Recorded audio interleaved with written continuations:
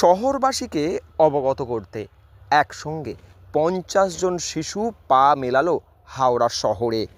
এই সমাজকে বিশেষ বার্তা দিতেই একসঙ্গে তারা পা মেলালো।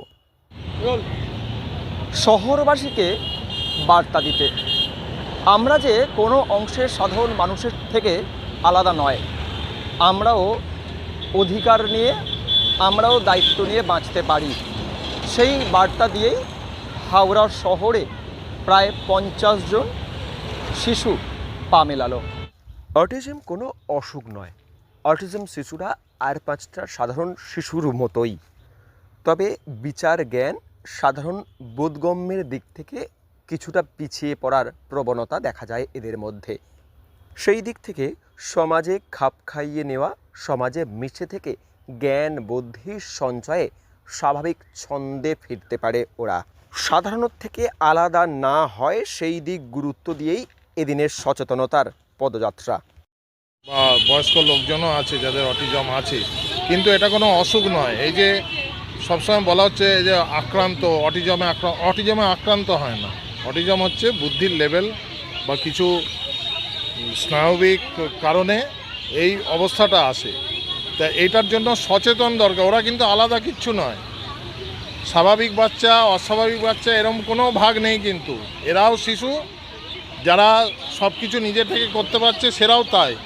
হ্যাঁ, এই ভাগটাই নেই, কিন্তু লোকে ভাগ করছে।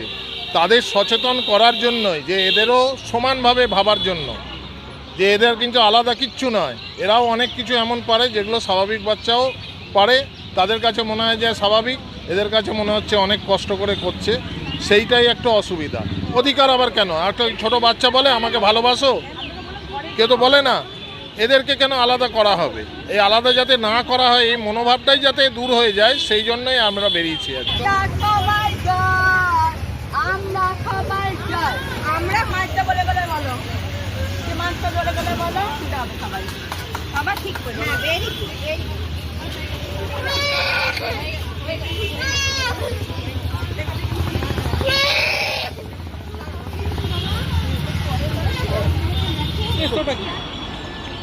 হাঁটাটা শুধু নয়, আমাদের জীবনের পথে হাঁটাটাও এই একই পথে।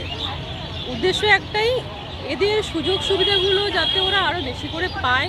জীবনটা ওদের তো খুব কঠিন, যাতে রাস্তাটা একটু সরল হয়। অ্যাওয়ারনেসটা বাড়ানো যে এটা কিন্তু কোনো অসুখ নয়, রোগ নয়, কিন্তু এদের যে সমস্যাটা আছে এটাই আমরা সমাধানের পথ খুঁজতে বেরিয়েছি। হাওড়া থেকে রাকেশ মাইতি, লোকাল 18 বাংলা।